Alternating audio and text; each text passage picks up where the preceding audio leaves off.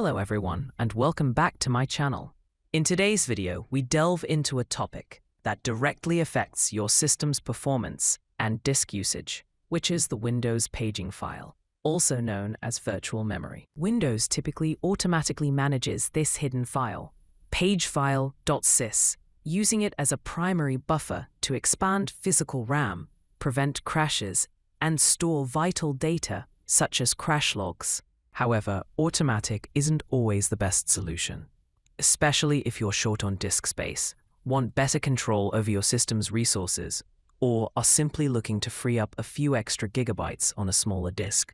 Manually adjusting the paging file size is an essential skill. Let's begin by learning step by step how to control virtual memory settings in Windows 11. Note that all the steps are identical to those in Windows 10. In the search box, type View Advanced System Settings and open it. This will open the System Properties window, where the advanced settings are located. In the System Properties window, make sure you are on the Advanced tab, and under the Performance section, click on the Settings button. This will open the Performance Options window. Click Advanced tab, and you'll find CPU and virtual memory settings, including a link to change the paging file. In the Virtual Memory section, click the Change button. A virtual memory window will open, displaying the current settings. I'll definitely want to change some settings. First, uncheck the box next to Automatically Manage Paging File Size for all drives.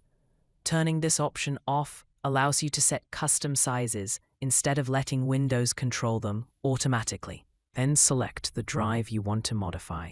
In most cases, this will be the C drive, or the drive containing the Windows installation. Then select the Custom Size Radio button and set the initial and maximum size. This option allows you to enter specific values for the initial and maximum paging file sizes. Enter the required values in megabytes. The initial size is the minimum file size that Windows will use. For example, I will enter 2 gigabytes, and the maximum size is the maximum, and I will put 4 gigabytes. It's usually recommended that the initial size be 1.5 times larger than your installed RAM. To apply and confirm the settings, click the Set button before leaving the dialog box to save the changes and apply the custom sizes to the selected drive. Then click OK and close the dialog box. The settings are saved, but may not take full effect until after a restart. Windows will prompt you to reboot your system. Click OK and restart your computer. Once your computer restarts, the Windows paging file will operate according to the parameters you specified. A reboot is necessary for Windows to apply the new paging file size and allocate it accordingly. Finally, manually changing the paging file gives you control over disk usage and virtual memory behavior, but it can cause instability or prevent crash dumps. Large unneeded files also waste disk space, so only change the paging file when disk space is needed or for specific application needs.